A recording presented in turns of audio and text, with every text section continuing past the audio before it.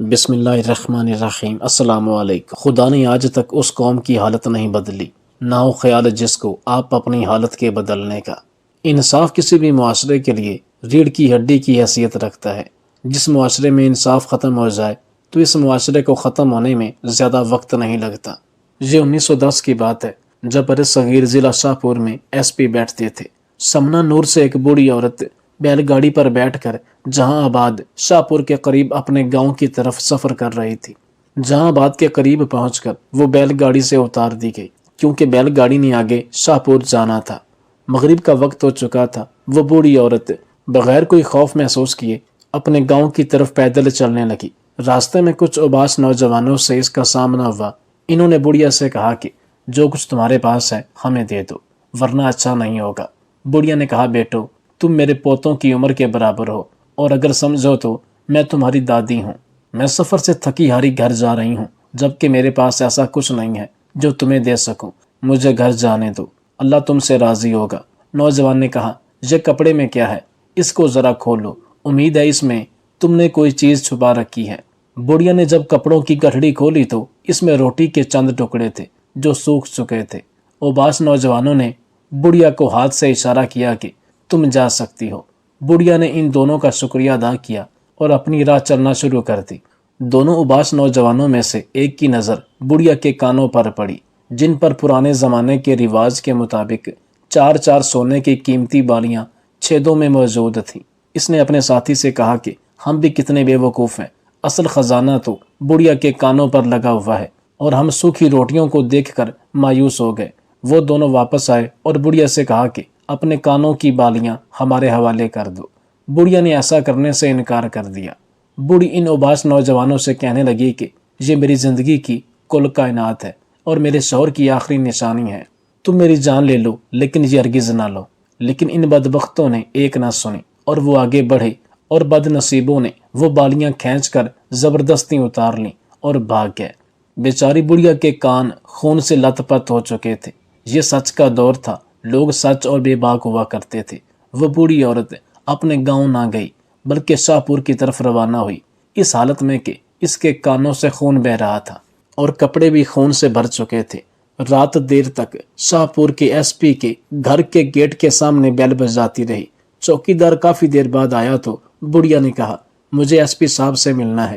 اس کی حالت اور موقع کی نزاکت کو دیکھتے ہوئے فوراً ایس پی سے ملوایا گیا اور صاحب بہادر اپنے عملے سمیت خود جائے وقوع پر پہنچے۔ ادھر ایک کیمپ لگایا اور اس وقت تک اسی جگہ ٹھہرنے کا فیصلہ کیا جب تک اس علاقے کی پولیس مجرم کو پکڑ کر نہ لے آئے۔ اس ایس پی نے یہ اعلان کیا کہ کوئی بھی اہلکار تب تک نہ کچھ کھا سکتا ہے، نہ پی سکتا ہے اور نہ ہی اپنے گھروں میں جا سکتا ہے جب تک کہ اس بوڑھی عورت کے ملزموں کو پکڑ کر یہاں پیش نہیں کیا جاتا۔ علاقے کے تمام لوگ صاحب بہادر کے اس اقدام پر حیران ہوئے کیونکہ اس سے پہلے ایسا کبھی نہیں ہوا تھا۔ 2 دن تک مجرموں کو تلاش کیا گیا مگر وہ کہیں نہ ملے، مگر صاحب بہادر نے ہمت نہ ہاری اور ادھر ہی بیٹھے رہے۔ گاؤں والوں کے نمبردار نے پولیس ایس پی اور دیگر عملے کے لیے کھانے کی پیشکش کی تو یہ ایس پی غصے ہو گیا۔ گاؤں والے بڑے حیران تھے کہ ہمیں تو ایسا لگتا ہے کہ یہ بوڑھی عورت اس ایس پی کی کوئی رشتہ دار ہے کیونکہ ایس پی بہت زیادہ غصے میں اور نہ دن کو آرام کرتا ہے اور نہ رات کو، اور نہ ہی اپنے عملے والوں کو آرام کرنے دیتا ہے۔ بس ان ملزموں کو پکڑنے کی مختلف ترکیبیں سوچنے لگا اور آخرکار اس صاحب بہادر نے ملکہ برطانیہ کی تصویر والا سونے کے ایک قیمتی سکے میں سوراخ کروایا۔ ایک ماہر سونار نے اس میں سوراخ کیا اور پھر سکے میں دھاگا ڈالا، ایک بکری کے گلے میں وہ سکہ ڈال دیا اور حکم دیا کہ اس بکری کو چھوڑ دو، یہ جہاں مرضی چلی جائے۔ بکری نے ایک سمت میں چلنا شروع کیا، وہ چلتی ہے اور ایک مخصوص فاصلے پر کچھ پولیس کے اہلکار بھی اس کے پیچھے چلتے رہے۔ کافی دیر بعد وہ بکری ایک پرانی سی حویلی کے باہر کھڑی ہو گئی اور زور زور کی آوازیں نکالنے لگی۔ اہلکاروں نے دیکھا کہ پرانی حویلی سے 2 نوجوان باہر آئے۔ بکری کو غور سے دیکھا تو گلے میں سونے کے سکے لٹکے ہوئے نظر آئے۔ اہلکاروں نے جلدی سے ان دونوں کو پکڑ لیا اور صاحب بہادر کے پاس لے آئے۔ صاحب بہادر سے پوچھا گیا کہ آپ نے بکری کے گلے میں سونے کے سکے کیوں ڈالے؟ اس نے بتایا کہ یہ ایک خاص نسل کی بکری ہے، اس کے گلے میں سونا تھا، یہ اسی سمت ہی گئی جہاں قدیم سونا موجود تھا۔ بڑھیا کے کانوں کی بالیاں بھی قدیم سونے سے بنی ہوئی تھیں، اس لیے مجرموں کو پکڑنے میں آسانی ہوئی۔ صاحب بہادر نے ان دونوں مجرموں سے پوچھا کہ اپنی سزا خود ہی منتخب کرو۔ دونوں سر جھکا کر کھڑے رہے اور کوئی بھی جواب نہ دے سکے۔ یہ ایس پی بھی خاموش ہو گیا اور نہ جانے اپنے دماغ میں کیا سوچ رہا تھا۔ اچانک صاحب بہادر نے ایک آدمی کو حکم دیا کہ علاقے بھر میں منادی کروا دو کہ آج فلاں مقام پر ایک بہت بڑا میلہ لگے گا۔ میلے کا نام سنتے ہی گاؤں کے لوگوں کا ہجوم اس ریت کے ٹیلے پر جمع ہونے لگا۔ جب ہزاروں کی تعداد میں لوگ جمع ہو گئے تب اس نے بڑھیا کے ہاتھ میں ایک گرم سلائی دی اور کہا کہ دونوں نوجوانوں کے کانوں سے گرم سلائی گزارو تاکہ ان کو بھی اس درد کا احساس ہو جو تم نے محسوس کیا۔ ہجوم میں کھڑا ہر شخص بڑے ہی غور سے دیکھ رہا تھا جب وہ دونوں درد سے چلا رہے تھے۔ ایس پی نے میلے کا نام صرف اس لیے لیا کہ لوگوں کو اکٹھا کیا جا سکے اور ان دونوں کو سزا دیتے وقت ہر آدمی یہ دیکھ لے کہ اگر کوئی چوری یا بدکاری کرے گا تو اس کی سزا کیا ہوگی۔ لوگوں نے اس واقعہ سے بہت زیادہ عبرت حاصل کی۔ اس کے بعد ایس پی نے مستقل طور پر وہ سونے کا سکہ اس بکری کے گلے میں ڈال دیا اور حکم دیا کہ آج کے بعد اس بکری کو کوئی بھی نہیں باندھے گا۔ یہ جہاں مرضی گھومے پھرے، جس بڑے سے بڑے چور ڈاکو میں ہمت ہے تو اس بکری کے گلے سے یہ سونے کا سکہ اتار کر دکھائے۔ کہتے ہیں کہ کئی سال تک وہ سونے کا سکہ بکری کے گلے سے کوئی شخص اتار نہ سکا کیونکہ سب نے ان دو چوروں کا انجام دیکھ لیا تھا۔ انصاف کیا ہے؟ برے صغیر کا ایک گاؤں اپنی نوعیت کا ایک عجیب گاؤں تھا جس میں موجود تمام گھروں کے دروازے نہیں تھے۔ وجہ یہ تھی کہ وہاں پچھلی ایک صدی سے کوئی ایسا واقعہ نہیں ہوا تھا جس میں لوگوں کے مال جان کو کسی قسم کا خطرہ ہو۔ لوگوں کے مال مویشی سارا دن ایک دوسرے کے کھیتوں میں چرتے پھرتے تھے اور شام کو اپنے اپنے گھروں میں واپس چلے جاتے تھے۔ اگر کسی کا دل نہ کرتا اپنے گھر واپس جانے کا تو وہ جس گھر میں ہوتا رات کو ادھر ہی قیام کرتا بغیر کسی ڈر خوف کے۔ اگر کسی گھر میں شادی ہوتی تو گویا پورا گاؤں سجایا جاتا اور ایک دوسرے کی غمی میں بھی سب شریک ہوتے تھے۔ یہ گاؤں انسانوں کا گاؤں نہیں لگتا تھا کیونکہ یہاں پر بہت زیادہ احساس، پیار، محبت پایا جاتا تھا۔ نہایت ذہین اور معصوم لوگ رہتے تھے۔ ایسا لگتا تھا جیسے یہ کوئی اللہ تعالیٰ کی خاص مخلوق ہے۔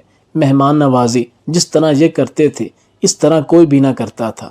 اس دور میں جب بھی ان کے گاؤں میں کوئی بھی ماں، بہن، بیٹی، کوئی بھی عورت کسی بھی شکل میں جاتی تو وہ اس کو بغیر چادر کے اپنے گاؤں سے واپس نہیں آنے دیتے تھے۔ اسی گاؤں میں ایک ذمہ دار اور سرپنچ جس کا نام راجہ خسرو پرویز تھا، یہ کاشتکار ہونے کے ساتھ ساتھ ایک انگریز کمشنر کا منشی بھی تھا۔ کرپال وانا گاؤں کے مسائل حل کرانے میں پیش رہتا تھا اور تمام گاؤں والے راجہ خسرو پرویز کی بہت عزت کرتے تھے۔ ایک دفعہ منشی کی بیٹی کپاس کے کھیت میں کپاس چن رہی تھی کہ ایک عجیب واقعہ پیش آیا۔ کسی نامعلوم آدمی نے اچانک پیچھے سے چاندنی پر ایک نشہ آور کپڑا پھینکا۔ اس سے پہلے کہ چاندنی مڑ کر اس شخص کو دیکھ پاتی وہ بے ہوش ہو کر کھیت میں گر پڑی۔ اس ملعون شخص نے چاندنی کو داغدار کیا جبکہ وہ کھیت کے درمیانی حصے میں موجود تھی اور وہاں کسی کی آمد و رفت کا امکان نہیں تھا۔ کافی دیر بعد رانی کو ہوش آیا تو وہ نیم برہنہ حالت میں تھی۔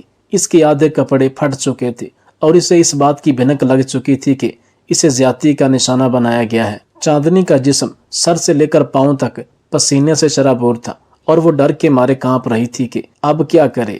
اس کے دل میں خیال آیا کہ کنویں میں چھلانگ لگا کر خودکشی کر لے اور اپنی زندگی ختم کر لے، مگر پھر اپنے باپ یعنی منشی کا خیال آیا۔ وہ جانتی تھی کہ اس کا باپ اسی کے سہارے ہی زندہ ہے اور وہ اپنے باپ کی اکلوتی اولاد ہے۔ ماں کی وفات کے بعد باپ بیٹی ایک دوسرے کا سہارا تھے۔ اچانک چاندنی کی نظر زمین پر پڑے چند سونے کے سکوں پر پڑی اور سکوں کے ساتھ ہی کپاس کے پتے پر ایک تحریر بھی لکھی تھی۔ چاندنی نے تحریر پڑھی۔ اس پر لکھا تھا، مسلسل گھنٹے تک مجھے لطف اندوز کرنے کا بہت شکریہ۔ یہ میری زندگی کا یادگار گھنٹہ تھا جس کو میں مفت میں کیش نہیں کرنا چاہتا، اس لیے ان لمحوں کی قیمت بھی ادا کی ہے۔ یہ سونے کے سکے تمہاری عزت لوٹنے کے بدلے میں تمہیں دے رہا ہوں۔ اگر پھر کبھی موقع ملا تو سونے کے سکوں کا ڈھیر لگا دوں گا۔ یہ تو آج میں راستے سے گزر رہا تھا اور میرے پاس یہی تھے۔ چاندنی کو کچھ سمجھ آیا اور کچھ سمجھ نہ آیا کہ کپاس کے پتے پہ کیا لکھا ہوا ہے۔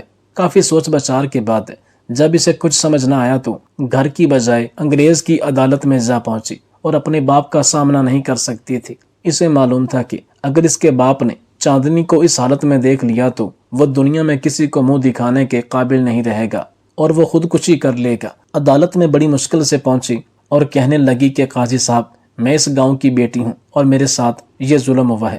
اگر آج کا سورج غروب ہونے سے پہلے میرا مجرم نہ پکڑا گیا تو یہ دوسرا ظلم ہوگا۔ قاضی نے جب چاندنی کو اس حالت میں دیکھا تو غصے سے لال پیلا ہو گیا۔ چاندنی نے اس کے سامنے پتے پر لکھی تحریر اور سونے کے سکے رکھ دیے اور کہا کہ میرے پاس صرف یہی ثبوت ہے۔ قاضی نے حکم دیا کہ اس گاؤں کے تمام مردوں کو عدالت کے احاطے میں جمع کیا جائے۔ کچھ ہی دیر میں تمام مرد عدالت میں جمع ہوئے اور ایک ماہر شناسی کو بھی بلایا گیا جو لکھائی کی شناخت کر سکتا تھا۔ شناسی نے ایک ایک کر کے سب کی لکھائی کی مگر کسی کی بھی ہینڈ رائٹنگ میچ نہ ہوئی۔ چاندنی کا باپ منشی بھی عدالت میں پہنچ گیا اور بلند آواز میں چیخ چیخ کر کہنے لگا، آج تم سب کے لیے مر جانے کا مقام ہے۔ میں نے تم لوگوں کے حقوق کی جنگ لڑی، جس قوم کی فلاح کے لیے دن رات محنت کی، مگر افسوس کہ تم نے میری بیٹی کو ہی داغدار کر ڈالا۔ عدالت میں موجود تمام لوگوں نے منشی سے کہا کہ یہ جرم کرنے سے پہلے ہم ہلاک نہ ہو جاتے، ہم نے ایسا کچھ نہیں کیا۔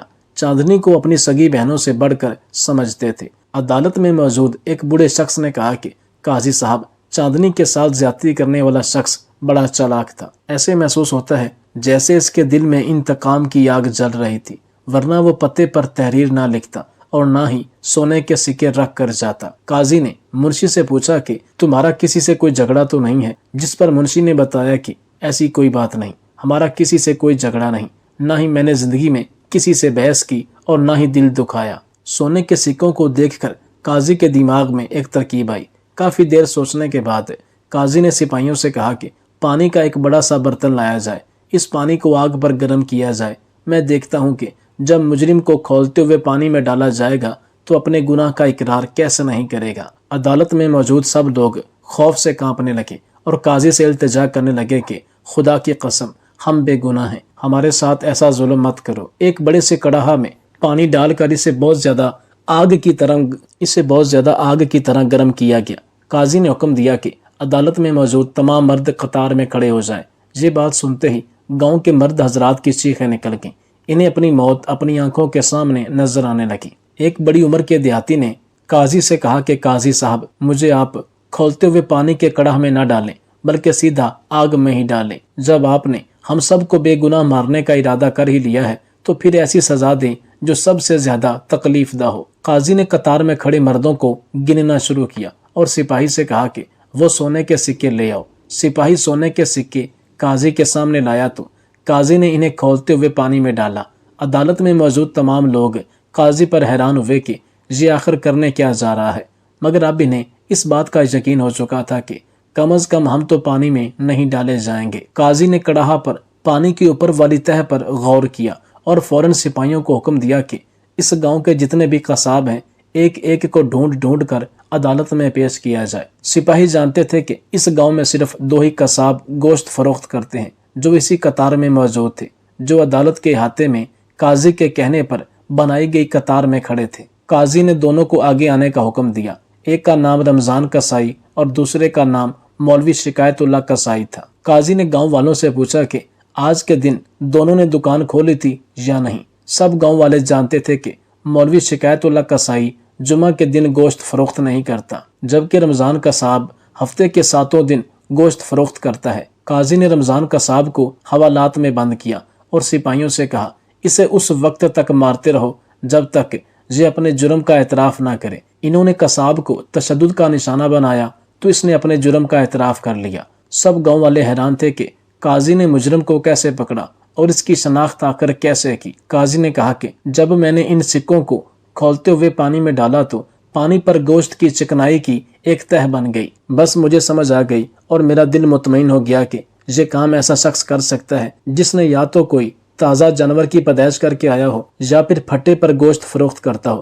تحقیق کرنے پر پتہ چلا کہ گاؤں میں آج کسی نے کوئی جانور ذبح نہیں کیا تو سارا شک ان 2 قصاب پر ہی ہوا۔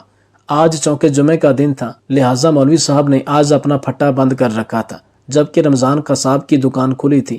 اس نے چاندنی کو کپاس کے کھیت میں اکیلے ہی جاتے دیکھا تو ادھر سے ہی چاندنی کا پیچھا کیا۔ انہی گوشت والے ہاتھوں سے سکے جیب میں ڈالے، پھر جیب سے باہر بھی نکالے۔ جس وقت چاندنی کپاس کے کھیت میں گئی تھی اس وقت اس کی دکان بھی بند تھی۔ اسی پر شک کیا گیا اور اب تو اس نے اپنے جرم کا اعتراف بھی کر لیا۔